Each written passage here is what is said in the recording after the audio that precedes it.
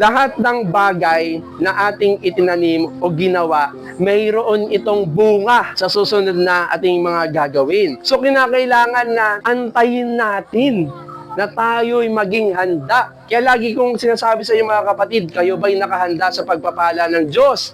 Kayo ba'y napagkakatiwalaan sa maliit na bagay? Dahil sinasabi ng Biblia, pagpapalain ko kayo. Sabi ng Diyos yan, pagpapalain ko kayo para kayo ay maging pagpapala sa ibang mga tao.